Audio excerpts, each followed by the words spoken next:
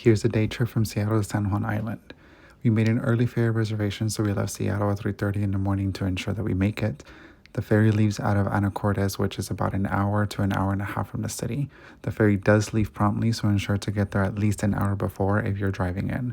Ours left at 6:10 in the morning, and the whole ride took about 1 hour. Once we got there, we walked over to Salty Fox Coffee for breakfast. The coffee and burrito from this place is actually really great, and it was located only steps from the ferry. We walked through downtown Friday Harbor to explore the local shops before hitting the road to other places on the island. Our whole goal was to visit as much of the island as possible in one day. So our first stop was in Roche Harbor, which felt like a beautiful northeastern seaside town to me.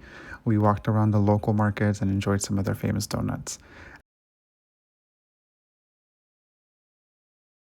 We then headed to Limekiln Point State Park, hoping to get lucky and spot some whales. We sadly didn't see any though, but this place is pretty known for whale spotting. So if you find yourself on the island more than once, then do come back and visit this place. It also had a great little lighthouse hike as well. It's also a good place for a picnic and a good place to spot some bald eagles.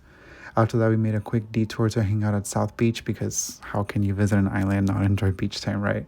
But for our last stop, we actually went to a final hike to another lighthouse at Cattle Point in the southeast part of the island. We're still keeping an eye out for an orca, but sadly there were none. But the views were so beautiful though, and we did catch a fox on the road. Before getting on our ferry, we stopped for some Lopez Island ice cream and hung out by the marina. I think the ferry ride back was probably one of my favorite. We caught the 6 p.m. ferry and were able to see the sunset views of Mount Baker, the Cascades, and other islands in the San Juan Islands.